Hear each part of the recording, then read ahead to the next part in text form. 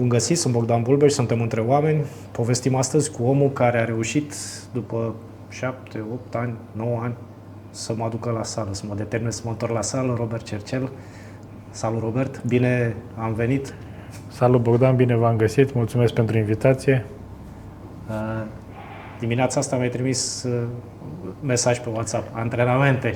Azi podcast, mâine antrenament. Ca în fiecare dimineață. Am primit clienților mei când mă trezesc la 5:30, 6, pentru că la 6:30 sunt în sală și încerc să le dau o picătură de motivație, să aibă un impuls ca să vină la mișcare, la orice tip de mișcare, dar în cazul meu la sală. Când ne-am văzut vara trecută, mă cam rostogoleam pe faleză până Mamaia, pe acolo, Mamaia Nord, și ne-am întâlnit și ai zis, era weekend, sâmbătă, și ai zis ar trebui să vii de luni la sală. Adică nu mi-ai zis foarte mult, cred că ar trebui să vii de luni la sală. N-aveam niciun gând de a vin pe naiba. Și am venit de luni la sală. Am constatat că la acel moment aveam un stil de viață sedentar, pentru că noi eram la pași și se vedea cum te miști, cum respiri și că ai nevoie de puțină mișcare și puțină rezistență, forță, să schimbi stilul de viață. Așa cum orice om are nevoie, pentru că, în primul rând, sănătatea este primordială. Aspectul fizic e la pachet. Sala nu înseamnă doar mușchi, nu? Nu. Sala înseamnă să te exteriorizezi, să te simți mai bine, să fii relaxat, să fii sănătos. În primul rând, când ești la sală, îți antrenezi și creierul și apoi mușchii, care e foarte, foarte important. Și am observat că îți creezi o disciplină, adică cum se întâmpla, uite, acum în ultimul timp, într-adevăr, recunosc, n-am mai venit, dar o să vin, sigur. Cât a fost vara trecută și mai încoace, chiar dacă n-aveam chef, mă mobilizam și dimineața eram în sală. Adică e vorba și de o, știi, treci de o fază din aia. Da, este vorba de, cum am zis, de psihic. Este conexiunea minte-mușchi. Este o vorbă care este foarte adevărată, pentru că dacă ești disciplinat în sport, în mișcare, automat ești disciplinat și în viața de zi cu zi. Dacă ai un business sau la locul de muncă, să știi că te ajută foarte mult. Multă lume nu constată treaba asta, dar făcând mișcare și având un stil de viață sănătos, un stil de viață activ, te ajută și în viața de zi cu zi, la muncă, în viața sentimentală, să știi, multă lume nu știe treaba asta. Cum te ajută în viața sentimentală? Păi te exteriorizezi. La sală arunci energia negativă, iar apoi, în viața sentimentală, ești mai relaxat, ai altă conexiune cu persoana iubită sau cu familia, sau fiecare în parte e diferită. Pe mine m-a ajutat sala să mă simt mai bine, adică mai bine care cu e mine. cel mai important. Și dacă tu ești bine cu tine... Da. Și zicea un sportiv că te duci la sală să te reconstruiești, nu să faci mușchi sau pur și simplu să te reconstruiești cu totul, exact ce ziceai și tu. Da, și psihic, și fizic, să-ți dai un reset, exact. Un reset care te ajută. Să știi că am persoane care au conștientizat importanța mișcării, atât la sală sau orice altă ramură sportivă, la 50, 60 de ani, 65, când analizele erau praf și am client care s-a apucat la 65 de ani cu analizele praf, în momentul de față are 72 de ani și analizele sunt mai sănătoase decât erau la 60 de ani. Adică despre asta vorbim, despre sănătate. Ai văzut și ai antrenat mii de oameni, sute, mii de oameni, fiecare cu povestea lui, fiecare cu... Fiecare este o experiență de viață pentru mine. Mă bucur că am putut ajuta, mă bucur că am putut să îndrum atâția oameni, dar și eu am avut de învățat de la ei, la rândul meu. Ce ai învățat? Din fiecare om am învățat ceva, dar povestea lui de viață, experiența m-a ajutat pe mine să mă construiesc, să mă reconstruiesc. Sunt momente când am fost și eu jos și m-am ridicat, sau am fost prea sus și am căzut, ca orice om în viața de zi cu zi se întâmplă să avem suișuri și coborâșuri. Când am venit la sală atunci prima dată, mi-ai dat pe WhatsApp așa mai multe documente cu ce să mănânc, să măsor caloriile. Și ți-am zis, nu pot să mă țin de asta. Și am zis, trebuie să ai un echilibru acolo. Da, nu e ceva strict. Este puțină inspirație, se face și un regim, poate să se facă personalizat, dar din punctul meu de vedere, orice om ar trebui să mănânce sănătos. Nu e ceva strict, nu e ceva greu. Depinde. Pește, îți dau un exemplu. orice om trebuie să mănânce pește, vită, pui, ceva bogat în proteină, da? Și bogat în carbohidrați complexi, adică orez, cartofi la cuptor. Era o vorbă în bătrâni. Nu combina carbohidrații cu proteina, nu. Tocmai, combină-i. Asta recomand tuturor. Carbohidrații înseamnă energie, da? Îți dau un exemplu. Dacă te trezești dimineață, mănânci 2-3 ouă, care înseamnă proteină, care este piatra de temelie a masei musculare și automat, dacă dezvolți masa musculară, arde grăsimile, și niște ovăz, care îți asigură energia necesară pe ziua respectivă. Păi și eu, de exemplu, când vin la sală, dacă mănânc o banană sau două, beau o cafea și vin Depinde la sală. de ora care vii. Îți faci un program. Dimineața, în general. Păi da, dacă vii la 7 dimineața, da, mănânci o banană. Dacă vii la 9, mănânci la 7 dimineața ovăzul ca să ai forță la sală și după mănânci ouăle ca să îți asiguri proteina. Pentru că tu, atunci când te antrenezi, rupi niște fibre, da? Care fibrele alea, când se refac, automat se dezvoltă musculatura și se arde grăsimea. Cum ajuns să se refacă fibrele? Prin alimentație. Da? Corpul nostru este ca o mașinărie. Dacă nu-i asiguri revizia și motorina, benzina, nu funcționează. Ești master trainer, printre cei mai tineri, am înțeles, sau unul dintre cei mai tineri din România. La momentul la care ai fost, ce înseamnă asta? Adică ce... Master trainer înseamnă că sunt ca un profesor care oferă acreditare celor care vor să devină antrenori personali sau instructori de fitness sau tot ce ține de ramura asta pe fitness.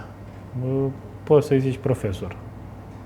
Faci un curs de formare cu mine. Câți antrenori ai format? Ai idee? Te-ai gândit vreodată? Să știi că am format, am peste 50-100 de antrenori, care și eu la rândul meu am fost format de alți antrenori care au fost mai vechi înaintea mea și au și la activ 1000 au.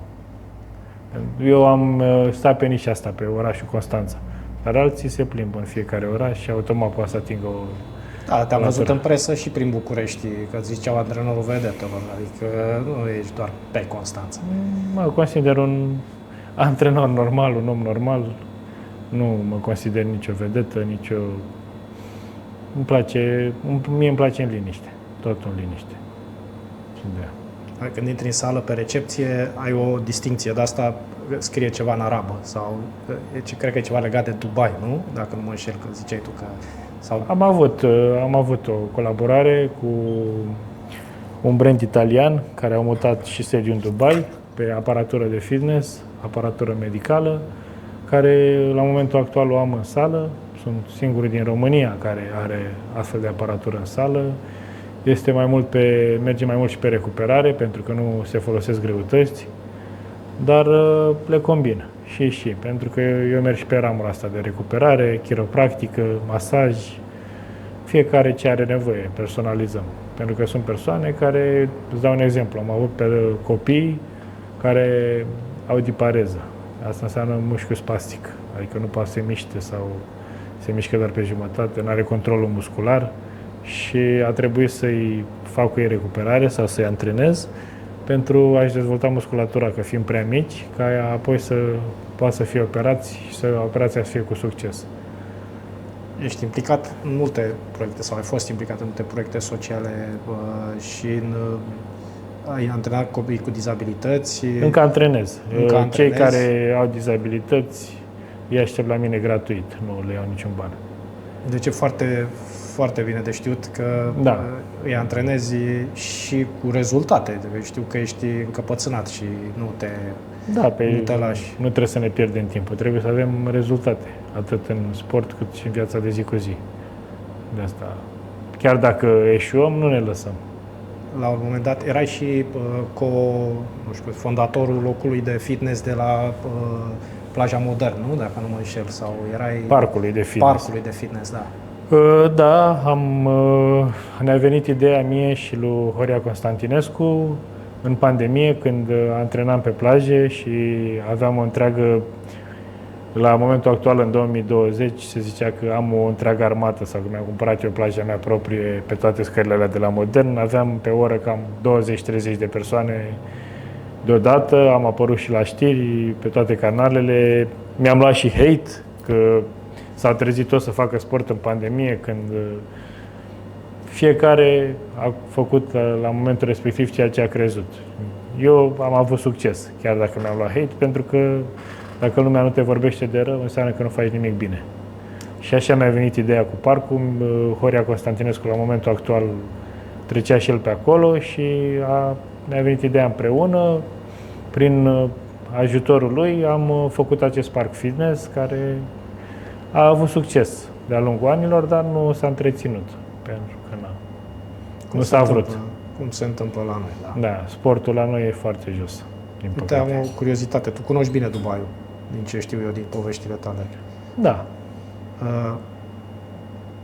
Tot vorbesc cu oameni din bula mea de, știi, e războiul ăsta. Și că au fost niște lovituri, niște rachete, oamenii au plecat din Dubai. Acolo, Curiozitatea mea era, având în vedere că știi despre ce vorbesc și ești și tu antreprenor, pe lângă antrenor, crezi că Dubaiul își va mai reveni? Sau este atât de jos încât să nu-și mai revină? Sau își va reveni?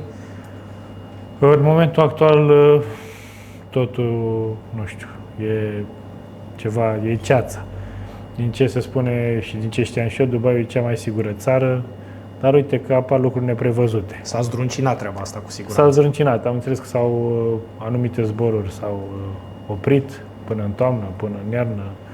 Da, a afectat economia, a afectat business-urile, totul e, nu știți încotro să o iei, dar gândesc pozitiv, sper s-au blocat anumite business-uri, anumite afaceri, anumite oameni au vrut să scoată banii sau să trimită bani și s-au blocat, dar eu gândesc pozitiv și consider că sunt doar niște întârzieri, doar niște amânări.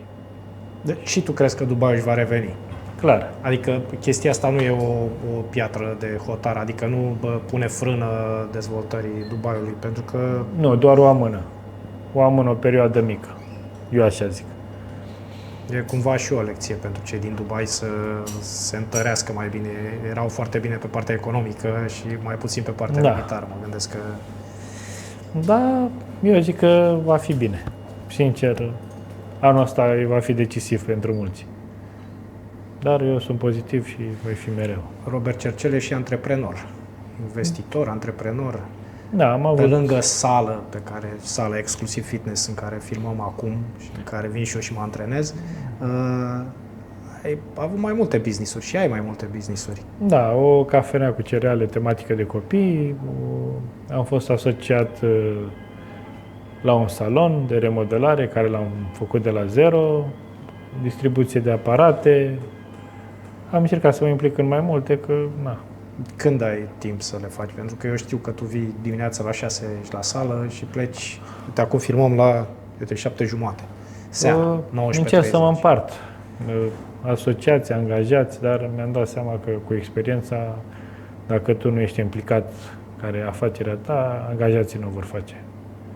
Asta zic, ai o cafenea, trebuie să stai la cafenea, adică da. Mare parte din timp, nu tot timpul, dar măcar când deschizi și când închizi. Am ajuns la concluzia că trebuie să mă axez pe ce știu eu mai bine, să rămân pe nișa mea, pe afacerile ramurilor sportive, pentru că nu pot să mă împart. Dar am experimentat, am învățat, am căzut, m-am ridicat. Dar tu n-ai făcut fitness de la început, ai făcut atletism sau ce? Ai făcut ceva? Am făcut fotbal, am făcut dansuri, de fitness m-am apucat la 15 ani, când eram în liceu. Da, eram foarte slab, nu știu, 50 de kg aveam și m-am apucat într-un garaj la Țigani, unde era o sală în momentul respectiv, în zona mea.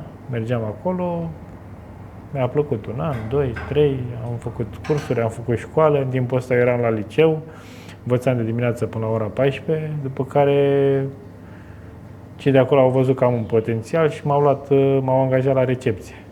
Și eram recepționist. La ora, cum veneam de la liceu la 14, stăteam până la 21 în sală. Și învățam și făceam și sală. Nu făceam în momentul actual decât eram la recepție. Luam abonamentele și făceam o proteină. Atât. Dar, și te antrenai și tu. Clar. Dar așa m-am format și am avut oameni care, mulțumesc lui Dumnezeu, m-au ajutat și au fost lângă mine. Puțini care i-am și acum, dar contează decât mulți și aiurea. Ți-ai luat atestat? Nu? Sau ți-ai mai luat multe atestate, școală, facultatea de științele educației și psihologie, pentru că în ramura asta trebuie și puțină psihologie, e și psiholog, oarecum, în ghilimele. Ești clar psiholog. Văd cum trimis mesajele. E în ghilimele. Și mi-am place și latura asta de psihologie, de dezvoltare personală și am încercat să le combin una cu alta. Fac și eu ce până să ajungi să ai sala ta. Ai fost antrenor personal, nu? Am fost recepționist, am fost antrenor personal, am fost manager și antrenor personal în același timp și să am sala mea, mi-a venit ideea în pandemie, când toate sălile erau închise și a trebuit să găsesc o soluție în care să fac ceva restrâns, ca să mențin ritmul, pentru că lumea le trebuia un impuls, ceva. Nu prea mergea pe online, nu? Pe laptop, pe... Mergea, dar nu sunt adeptul nici în momentul de față. Mi se pare inutil, mi se pare de ce să stau să fac online. Mai bine, dacă vreau să fac online, nu stau să-l plătesc pe unul. Sunt atâtea, cu tehnologia de azi, vezi pe YouTube, vezi pe ChatGPT, n-ai nevoie de nimeni. Deci nu sunt eu adeptul, atâta tot. Dar da, se făcea online. Dar eu am preferat în aer liber, care chiar am avut succes, adică mergeam la Modern acolo, gândește la scări, parcam mașina sus la etaj și căram, nu știu, 30-40 de kg de accesorii jos până jos pe plaje, le lăsam acolo la 6-7 dimineața și nu mai urc până la 9 seara, nu mai rămâneam acolo, știi? Nu știu cum. Și lumea venea, știa că mă găsește acolo și venea din oră în oră. Mi-a plăcut perioada pandemiei, sincer. Chiar a fost frumoasă, cu succes. De când a venit războiul, s-a cam stricat tot. Deci aveai practic 20-30 de oameni pe grupă care urcau și coborau scările alea și de la 6:30 dimineața până seara ei știau că mă găsesc acolo și veneau. Mai agățeam și pe alții care veneau să alerge pe plajă. Adică făcusem o comunitate frumoasă, să știi, și chiar eram, cum să zic eu, empatici unii cu alții. Acum zici că am devenit toți mai răi, mai frustrați. Suntem mai răi, nu? Mai răi, mai frustrați, parcă nu mai are o empatia aia. Nu știu de ce crezi că se întâmplă asta? Nu știu să zic. Probabil am fost dintotdeauna așa și acum ne arătăm latura adevărată. Probabil din cauza unor frustrări, probabil din cauza situațiilor. Poate să fie mulți factori. Vremurile. De-aia am început să mă îndrept așa mai spre liniște, mai spre pace, mai spre Dumnezeu. Crezi că și online-ul și internetul contribuie la răutatea asta a oamenilor? Adică faptul că stăm mai mult pe telefoane, pe laptopuri, pe... Clar. Ne inhibă creierul, devenim mai răi, mai frustrați. Stăm și pierdem timpul aiurea să vedem viața altuia, să judecăm pe alții, să judecăm viața altuia. Nu poți să știi ce poveste ascunde acel om în spate, de ce a făcut aia, de ce n-a făcut aia. Fiecare are o poveste de viață. Unii s-au născut răi, unii sunt răi, unii sunt buni, sunt judecați. Unii sunt falși, unii sunt, adică reușesc să te păcălească sau... Da, pentru că oricum în prezentul nostru superficialitatea oricum e la putere. Dar mie îmi place să fiu un om normal, să mă adaptez, să trăiesc normal. Adevărul că suntem din ce în ce mai superficiali cu toții, adică... Din păcate, da. Și ne place mult vârfa și răutatea. Ne consumăm energia pe chestii inutile. Să judecăm, să aruncăm cu noroi. Nu voi înțelege niciodată treaba asta. Tu ești influencer, poți să zici că ești influencer. Ai o comunitate, ce comunitate ai pe internet? Am 100.000, dar nu mă consider sincer. 100.000, mă gândesc că doar pe un cont sau nu cu totul. Da, pe Instagram. Dar nu mă consider influencer, nu m-am considerat niciodată. Robert, 100.000 de oameni care te urmăresc în mod organic, adică te urmăresc pentru că vor ei, înseamnă că ceea ce le spui tu e interesant pentru ei. Sau măcar la nivel de ea să vedem ce mai face Cercel, uneori mai postează, uneori e viața personală, nu știu, am lăsat totul natural, adică și pe Facebook am 50.000, dar i-am făcut de-a lungul timpului organic, nu știu. Ce nu ai postat niciodată pe rețelele de socializare, dar niciodată, sub nicio formă? Ce nu am postat? Ce nu ai posta, dacă, nu știu, habar n-am. Nu știu, nu aș posta ceva de rău, de hate, de răutate sau să judec pe cineva sau eu nu sunt nici cu comentariile alea, să las cuiva comentarii rele sau să-l judec sau că îi mai intru pe anumite nu știu, pagini, ziare și văd numai, deci mă uimește, mă dezamăgește, văd numai răutate, oamenii au devenit foarte răi. Și mai bine închid și o las așa numai. Adică, din punctul meu de vedere, dacă nu ar fi jobul meu și faptul că trebuie să ne adaptăm cum este în viața de zi cu zi. Trebuie să fii prezent și pe online. Exact. Eu aș fi offline, sincer zic. Toate conturile mele ar fi închise. Da. Dar trebuie să mă adaptez că așa trebuie să trăiesc. În toamnă sau cândva ți-ai închis conturile o săptămână? Nu ți le-ai închis? Am mai încercat să le închid, detoxifiere, da, dar mi-am dat seama că trebuie să trăiesc cu prezentul, pentru că am încercat această metodă de detoxifiere și m-am dus în jos la muncă. Am început să pierd clienți și mi-am dat seama că din asta trăiesc. Și trebuie să mă adaptez, chiar dacă nu-mi place, trebuie să ne adaptăm. Deci oamenii din comunitatea ta te voiau online. Și da, și e treaba aia, fii cu ei, dar nu ca ei. N-ai de ales, am ajuns la concluzia asta. Te adaptezi în turmă, dar gândești diferit, din păcate. Ce compromisuri nu ai face? Tu pentru bani ai face compromisuri vreodată? Nu aș face niciun compromis pentru bani. Nu, adică am fost și eu, cum am zis, am fost și eu jos, datorii, probleme. Muncesc, îmi rup spatele, îmi plătesc datoriile, sper ca lumea să fie răbdătoare, să mă înțeleagă cum și eu înțeleg pe alții sau cum i-am înțeles de-a lungul timpului. Dar nu aș face, cum văd, fel și fel de băieți, video chat, OnlyFans. Am și cunoștințe și prieteni care m-au lăsat cu un gust amar. Și am încercat să păstrez distanța ușor, pentru că prostituția online e ceva rău. Ți s-a propus vreodată să fii gardă de corp? Nu, și nici n-aș fi. Da. Ai face pentru o vedetă, și nu vorbim de o vedetă din România, pentru cineva din afară, nu știu. Nu este domeniul meu, de ce? Nu sunt nici bătăuși, nici scandalagiu, nici... Nu-mi place treaba asta cu agresivitatea sau... Dacă mi s-ar propune să fiu antrenorul personal sau să mă ocup de dietă, sănătate, să susțin, să ajut, da, dar nu gardă de corp. Sau mi s-a propus chestii de genul, de ce nu faci OnlyFans, că tu o să rupi, video chat sau fel și fel de chestii de la persoane de același gen, live. Mi s-a propus pe bani mulți și nu...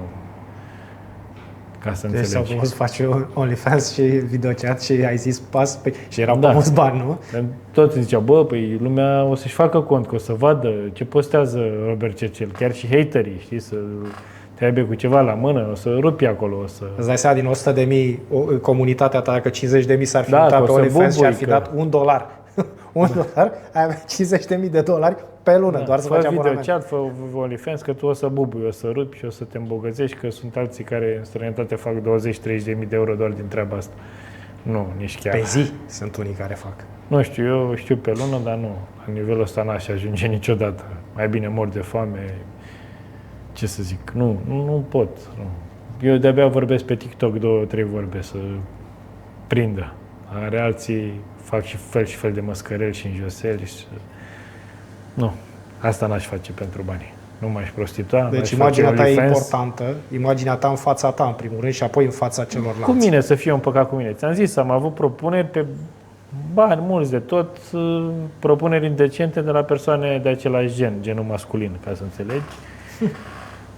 Ceea ce se poartă în viața de zi cu zi și am rămas șocat pentru că am avut propuneri decente de la tip, da, persoană masculină cu soție și cu copii acasă, adică și că avea copii de vârsta mea și mi-a propus pe sume mari chestii indecente și am refuzat, dar am rămas cu o trămbă. Omul ăla are familie, are copii. Are și niște probleme în același timp. Da, nevastă sa, oare știe așa ceva? Sau copii, sau ceva, chestii rele, chestii bolnave. Adică, și am ajuns la concluzia că societatea de azi e ceva, e bolnavă.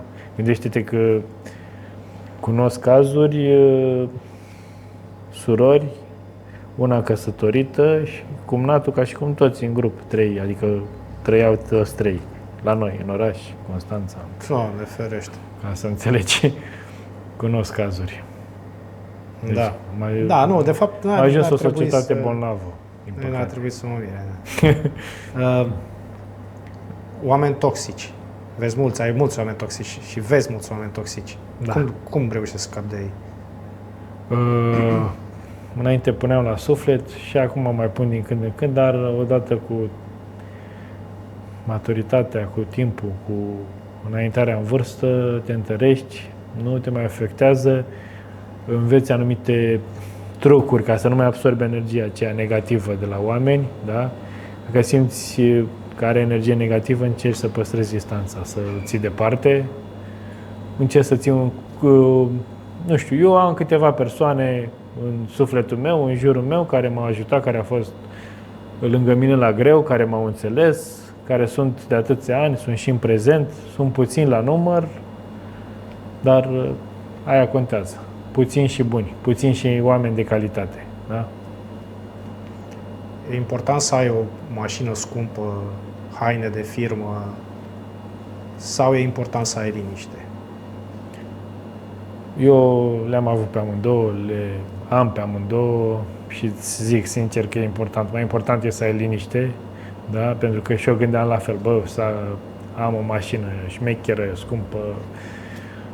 Am urcat sus, am ajuns la nivelul ăla, am avut o mașină foarte șmecheră, am o mașină foarte șmecheră, vorbim pe limbajul acesta și nu te ajută cu nimic, crede-mă. Orice mașină te aduce unde vrei, da? Eu am avut și permisul suspendat și am mers pe jos și mi-am dat seama că sunt mult mai liniștit mergând de la muncă seara pe jos spre casă, mi-adun gândurile decât să stau la volanul unei mașini. Ce să zic? Nici hainele. Eu mereu m-am îmbrăcat modest. Nu mă ajută cu nimic să am anumite haine, mai ales, nu știu, ca sportiv, toate stau bine pe mine, ca să zic așa. Pără și o cârpă. Nu știu, nu m-a încântat. Haine normale, de om normal, adică, cu ce să mă ajute pe mine un brand. Am purtat și branduri mari și Adidas de 1000 de euro și haine de 1000 de euro. La fel m-am simțit, da. Nu mă ajută cu nimic această superficialitate. Am fost, la rândul meu, superficial, pentru că trebuia să mă adaptez în rând cu lumea. Deci ai trecut și prin faza asta. Trecut și prin, conștient. Normal. Da, conștient, pentru că dacă nu experimentezi, nu realizezi niște lucruri.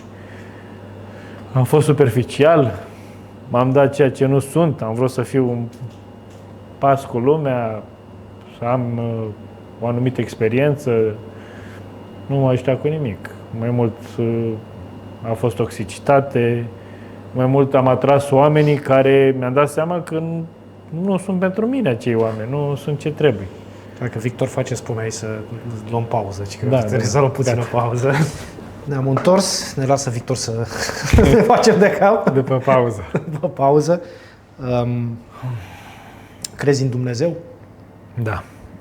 Mai ales în ultimul timp, pot să zic că cred, am avut niște probleme, am fost jos, mi-a zis cineva, apropie-te mai mult de Dumnezeu. Început să merg la biserică, merg vinerea și duminica. Mergeam și înainte la mănăstire. Tu mergeai, că spuneai că mergi la Top Raisar sau... La Top Raisar, la mănăstirea Dervent. Da, mergeam, am prieteni preoți, dar în ultimul timp m-am apropiat mai mult de Dumnezeu și vreau să mă apropie tot mai mult. Vreau să am credință. Că am început să-mi placă să merg la biserică, să-mi placă să fiu acolo lângă oameni. Stai la toată slujba, adică chiar asculți cap-coadă? Uneori da, uneori nu. Stau 2 ore, de exemplu vinerea e de la 5 la 7, încerc să stau, în funcție de cum ajung. Dacă am ajuns, stau până la sfârșit. Duminica la fel. Merg la biserica greacă, ortodoxă, că acolo îmi place. Aprind lumânări, pun acatiste. Vorbeam cu preotul, cu părintele Cristian Diaconu, pe care l-am avut invitat în podcast, și vorbeam de că tot se apropie Paștele, de înviere. Oamenii merg la biserică, ai văzut că e plin, de mii de oameni la biserică așteaptă să ia lumină și după aia pleacă. Adică nu mai se golește biserica și rămân doar preoții care slujesc acolo și câțiva, bineînțeles, credincioși, dar în niciun caz nu stau după ce iau lumină. Deci, nu practic, vreau să fiu răutăcios, dar din punctul meu de vedere și din ce văd, credincioși sunt puțini. Până și la biserică eu văd o superficialitate, mergem că trebuie să mergem, nu că îmi face plăcere, inclusiv de Paști. Luăm lumină și am plecat. Că așa dacă tot mergi, stai până... Așa e tradiția, știi? Aca. Am luat lumină ca... Unii o văd ca obligație, cel puțin, așa am constatat. Mie să știi că eu merg în fiecare an și merg de plăcere, chiar dacă nu eram la fel de apropiat de Dumnezeu cum sunt acum. Și cum ți-am zis, vreau să mă apropii tot mai mult. Dar până și aici eu văd superficialitate. Oamenii merg... Probabil și eu am fost superficial, că am început să mă apropii de Dumnezeu când am fost jos, când am căzut și mi-am dat seama că așa nu se e în întâmplă, regulă. știi? Zicem, Doamne ajută, Da, când și ne e consider greu. că e o greșeală și tot așa, dar mulți văd că persistă pe treaba asta. Rămân pur și simplu, doar când au nevoie sau ei gândesc așa. Dar din experiența mea, nu judec pe nimeni, Doamne ferește, dar trebuie să fii mereu aproape de Dumnezeu, pentru că... Cum îți răspunde Dumnezeu când vorbești cu El? În ce mod? Că sunt mai multe moduri, cred. Așa cred că fiecare percepe altfel. Prin starea de bine. Pentru că când am o cădere, o depresie, că sunt și eu om, mă ține acolo, pe linia de plutire. Și asta e cel mai important. Mă răspunde sufletește. Adică simți. Simt, da. Simt că trebuie să mă ridic și să merg înainte. Și asta e cel mai important pentru mine.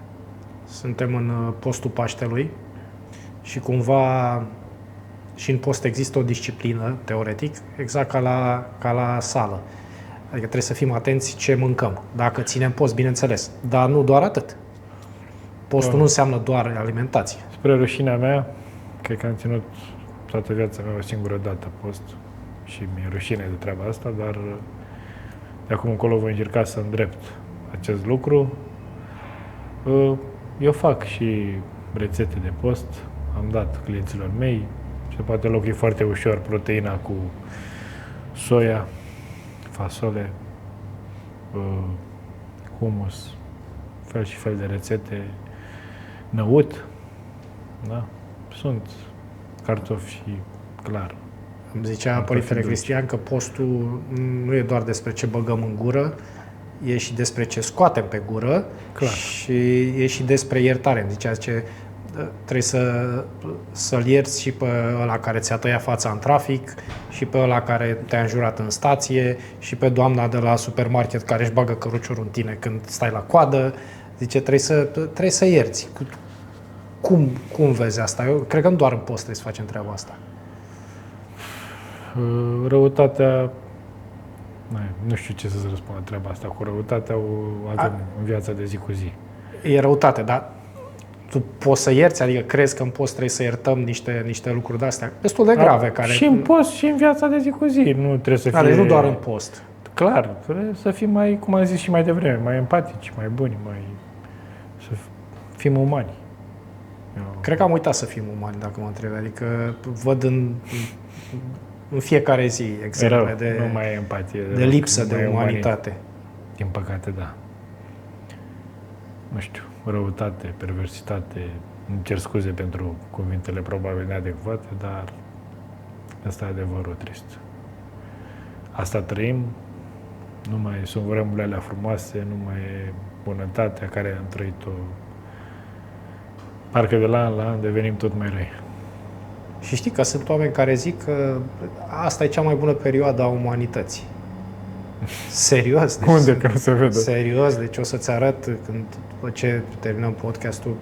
Sunt oameni care spun, domnule, acum trăim cea mai bună perioadă a noastră ca oameni. Nu, eu acum trăiesc faptul că încerc chiar să stau mai departe de oameni, să fiu mai în banca mea, mai liniștit, mai retras, pentru că îmi dau seama că îmi face rău apropierea de toxicitatea asta umană în ziua de azi. Tu ai făcut și yoga? Nu. Nu te-ai, pe partea asta n-ai... Am acreditări de yoga, de pilates, dar nu sunt de mine, nu sunt pe acest domeniu. Eu sunt pe domeniul mai de fitness, mai de hardcore, mai de astea. Yoga e pentru femei.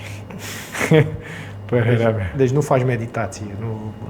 Fac meditație cu mine, dar nu în yoga. felul tău, da. Da, fiecare poate să aibă un stil anume. Al meu nu este nici yoga, nici pilates, nici... Eu meditez cu Dumnezeu. Călătorești mult sau îți place să călătorești? Că am tot povestit. Da. Cel puțin înainte, în fiecare an, aveam 2-3 plecări din țară. Anumite țări care se axează foarte mult pe religie, cum ar fi, am fost și în Bali. Mi-au plăcut tradițiile lor, mi-au plăcut în ceea ce cred ei. Te vezi îmbătrânind de acolo? Da, mă văd îmbătrânind unde e liniște, unde e junglă. Și sincer, acei oameni par mai empatici. Nu au mult, dar apreciază și se bucură. Și am ajuns la concluzia că asta e cel mai important. Cred că ai simțit o conexiune cu țara aia, cu insula aia, cu ceva, că... Da, chiar vreau să rămân acolo. Și te gândești în continuare, mă gândesc Da, că nu e... în viitorul apropiat, în următorii 4-5 ani, sper să reușesc să mă mut acolo. Păi și ce ai avea nevoie să rămâi în Bali, în afară de bani și timpul necesar? venit. Adică trebuie să ai și un mindset, Un venit mediu stabil și să lași lucrurile terminate aici. și dorința de a pleca de aici. Să lași tot în spate, da. Da, mă rog, pe mine nu mă ține nimic aici în momentul de față, așa că pot pleca oricând, după ce am totul stabil. Deci te vezi așa în 50 ani pe Sper în 5. Speri în 5? Da, da. Bine, tu ai putea să-ți deschizi o sală acolo, ai putea să antrenezi acolo, că... Da, acolo, pentru persoanele care nu sunt de acolo, eu văd un job online. Că i-ar ține pe linia de plutire să poată trăi acolo. Și am prieteni care asta fac. Sunt mutați acolo, au joburi online. Antrenamente online, magazine de vânzări online. Fiecare s-a adaptat în felul lui. Și sunt foarte ok, sunt relaxați, sunt liniștiți. Da. Au zis că regrete că nu s-au mutat de mai devreme. Unii chiar și-au luat de-a lungul timpului și familia. Toată familia. Mamă, tată, soră. S-au mutat definitiv acolo. E umanitate acolo. Vezi, nu vorbește așa cu pasiune despre, nu știu, Monaco, despre Cannes, despre... Nu mai e de mine de mult. Dubai, despre, cu toate că știi. Luxury life nu mai e de mine de mult. Nu, când ajungi acolo îți dai seama că nu te bucură. Nu te împlinește, nu te completează, nu... Da, și oamenii de acolo de sus, majoritatea sunt falși. Doar de fațadă, normal. Da, din păcate. Cum era în loft vara trecută? Ce să zic? Era numai falsitate, superficialitate. Ce se poartă la noi?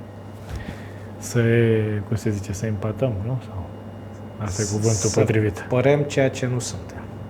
Da. Cam asta e la noi. Vrem să ne dăm altceva. Cu ce ne ajută, nu știu. Deci, între o seară la club și o seară pe plajă, cred că e clar ce... Știi răspunsul. Da, asta e. Știi că mai sunai și spuneai, hai să alergăm pe plajă, ai probleme. Da. Liniște e cea mai importantă. Liniștea și sănătatea. În afară de Bali, ce altă țară te-a mai cucerit? Thailanda. Chiar Ți-a plăcut în Thailanda? Da, mi-a plăcut și Nu-i prea comercială, prea... N-am fost asta, adică nu am tot, ajuns. tot pe acolo, tot spre Bali. E tot aceea. Zanzibar. Mi-a plăcut și în Franța, sincer. Dar e viața scumpă în Franța, din păcate. E viața scumpă. Dar, ți-am zis, merg pe partea asta așa mai asiatică, mai Oceanul Indian. Partea asta e mai spre spiritualitate decât spre bunuri, spre lumești. E mai spre spirit. multă lume nu înțelege, nici eu nu înțelegeam, mi se părea merg acolo, dar, sau merg atât de departe, sau... În momentul în care ajungi acolo, crede-mă că ești în altă lume, nu-ți poți imagina. Din păcate, ceva frumos acolo, la noi nu. Te-ai obișnuit cu clima, cu oamenii, cu mâncarea, că sunt niște lucruri acolo, sunt niște... Totul e extraordinar. Crede-mă, când zic, totul e extraordinar.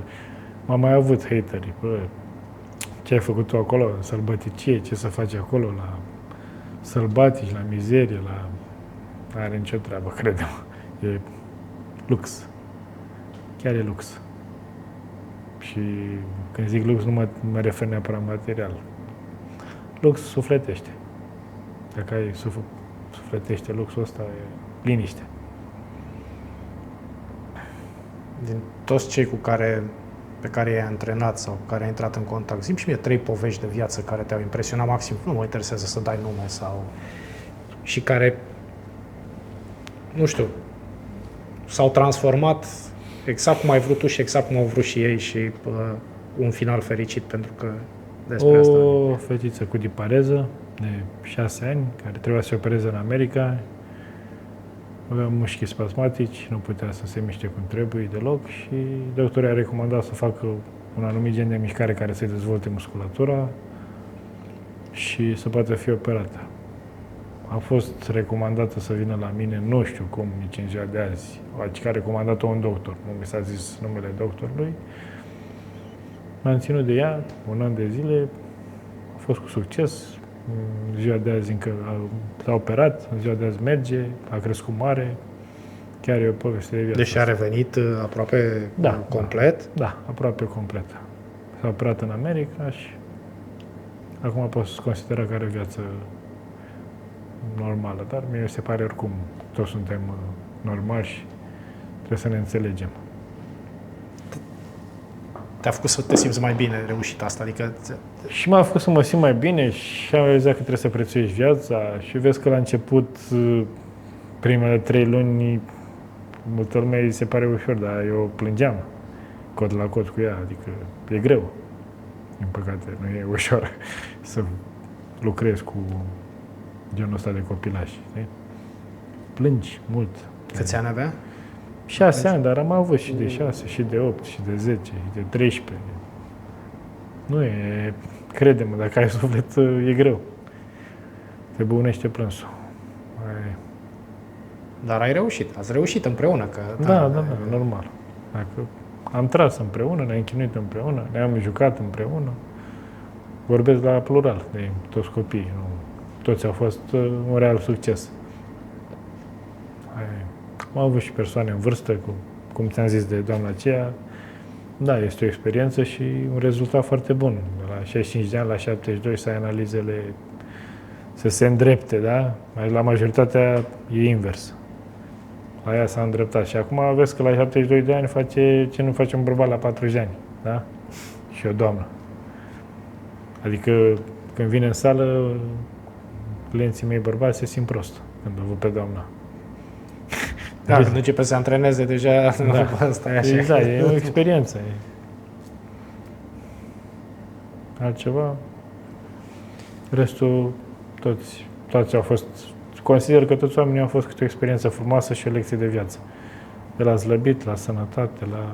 Te-au încărcat pozitiv faptul că ai reușit să-i transformi, să se transforme ei cu ajutorul tău? Ți-au mărit încrederea în tine? Adică, aveai, nu? Bănuiesc că clar, și am împărtășit... Pleci cu o îndoială. Împărtășit povești, am legat niște prietenii, dar să știi că ca în orice domeniu, nu poți să mulțumești pe toată lumea. Am avut și eșecuri, am avut și care nu și-au dorit, că degeaba te învăț eu și lângă tine dacă nu tragem împreună, că eu nu știu ce faci când pleci de lângă mine, adică ori tragem împreună, suntem o echipă, ori, știi, și au aruncat vina pe mine, domnule, n-am avut rezultat sau m-am accidentat sau am ajuns, sincer, să nu mai îmi pese. Dacă văd și că omul nu înțelege, da, îi explici și nu înțelege, sau am persoane care vin și se comportă ca și cum ei știu mai bine ca mine în domeniul care vin la mine. Nu înțeleg de ce au mai venit dacă ei știu mai bine ca mine. Era o vorbă. Nu-i spui doctorului cum să te opereze. Cam așa e și aici. Da? Nu vii și îmi spui cum să te antrenezi, când eu știu că e domeniul meu. Altfel de ce ai venit la mine? Nu? Da, unde se rupe legătura asta? Mentalitatea omului, adică vorbesc de cei care nu... Lipsa de răbdare. Lipsa de răbdare. Da, când n-au răbdare, ei vor într-o lună să aibă rezultate care au asimilat în ani de zile tot procesul ăsta negativ, tot stilul ăsta de viață sedentar, care l-au asimilat în ani de zile, ei vor într-o lună să-l îndrepte și nu au răbdare și se demoralizează și renunță sau aruncă vina pe tine. Vor într-o lună să arate ca tine, dar ei nu-i chem să vină la 6 dimineața în sală și să facă antrenamentele pe care le faci tu. Trebuie să arate ca mine, că eu arăt ca un om normal. E vorba de pe dinăuntru, să fii sănătos, în primul rând. Cum am zis, aspectul fizic e la pachet. Dacă știi că se cunoaște și psihic și fizic atunci când nu vii o perioadă la sală. Dacă ai început, te-ai ținut, ai făcut, eu spun pe pielea mea, adică eu îți spun că simt, chiar simt. Făcând mișcare, eliberezi hormonul fericirii, endorfinele și automat îți dă starea de bine, care trebuie să o ții mereu. Da? Și după 40 ca mine încep să scârții dacă nu asta sunt scuze, nu. Asta e doar un număr, crede-mă. Îți arăt persoane, ți-am zis, doamna e doar un mic exemplu. Am și domni, 60-70, care dau clasă la tineretul din ziua de azi, de 20 de ani. Asta e. Eu spun și lui Victor, dar zice că-s bătrân. Nu. Crede-mă că am văzut și copii, adică vârstele între 12 și 20 de ani mă îngrozesc ce văd în ziua de azi. Doar droguri, țigări, băutură, cluburi. Nimic altceva. Și obezitate, Robert. Ai văzut cât... Aia nu mai zic. De la sedentarism, cred, nu știu, dar vezi din ce în ce mai mulți copii... Nu mai zic de obezitate, pentru că asta oricum e la pachet. Dar ți-am zis, cel mai grav în ziua de azi sunt drogurile, țigările, alcoolul între 12 și 20 de ani. Alcool la 12 ani. Parcă pe vremea noastră nu era chiar așa. Mă, dar era de la o anumită vârstă, nu știu, 16-17 ani. Da, în liceu exact. Sincer, eu nu mi-amintesc de droguri. Nu. Poate alcool, da, droguri nu mi-amintesc la vârsta aia. Eu nici măcar țigări normale n-am fumat niciodată, nici măcar în prezent. Da, eu n-am încercat țigări normale, n-am încercat alcool, n-am încercat droguri. Nu știu ce să... Dar tu nu bei alcool. Nu beau alcool. Nici în cluburi, nici la petreceri, nici... Nu, singurul... Te-ai îmbătat vreodată? Ai băut vreodată mai mult decât nu să te îmbeți? Că n-am băut deloc. N-ai băut deloc? Nu, singurul viciu, ca toți oamenii, sunt energizantele, sucurile, cam atât. Păi și energizantele sunt bune? Data că ficatul? Nu sunt bune, mi-asum. Știi că e și o lege, au dat și o lege. Chiar în România mi se pare că după legea europeană. Că ficatul, ficatul vezi că e cea mai mică problemă, atacă inima. Atacă inima? Da, ficatul e cea mai mică problemă. Ăla se regenerează, mai merge. Dar dacă ți-a dat la inimă, ești la revedere. Deci suma vicilor trebuie să fie constantă, ca să zic așa. Adică nu aia, dar... ceva ce compensează. Și tu compensezi cu energizante. Energizante, sucuri. Cam astea, atât. În rest mănânc sănătos, fac sport, mă odihnesc, citesc, învăț toate cele. Nu putem fi perfecți. Asta e clar că putem fi perfecți, dar cred că putem încerca să avem grijă de corpul nostru, știi? Știi cum era aia? Ai grijă de casa ta, să fie curată, să fie aranjată, ai grijă de mașină, te duci și în speli. corpul tău e tot casa și ta. nu ai grijă de tine, adică ori ești prea gras, ori ești... Piatra de temelie. Da, nu știu, cum era vorba aia? Lume multă, oameni puțini, că tot ne întoarcem la... Da. La uneori simt, omenească. zic așa, trebuie să mă mut într-o peșteră sau în natură, undeva departe de oameni. Adică am început să fug de oameni. Când văd răutate, bârfe, șantajuri, chestii. Știi? Ce ne face bine? Ce ne poate vindeca? Poftim? Ce ne poate vindeca? Sau să ne... Dumnezeu. Cum ai zis tu mai devreme, să credem în Dumnezeu. Să ne apropiem de Dumnezeu. Da, cu sufletul, cu mintea, nu doar superficial sau la nevoie.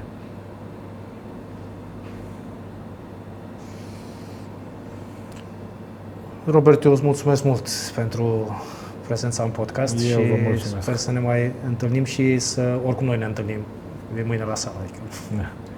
am Doamne. spus-o. Doamne Și ajută. să vorbim lucruri mai, nu știu, mai optimiste. Nu prea, Să sperăm, nu am fost foarte optimiști, să știi. să sperăm că... Mai puțin poveștile tale de Care a fost puțin amuzante. așa, plus cu fetița și așa, dar în rest cam multe negative. Asta e în viața de zi cu zi, în prezent, la noi, dar sperăm la mai bine. Pe ramura asta sunt pozitiv. Cred că există să ne schimbăm în bine. Există șansa asta. Mulțumesc mult! Și eu îți mulțumesc. Aceasta a fost o discuție între oameni, pe curând.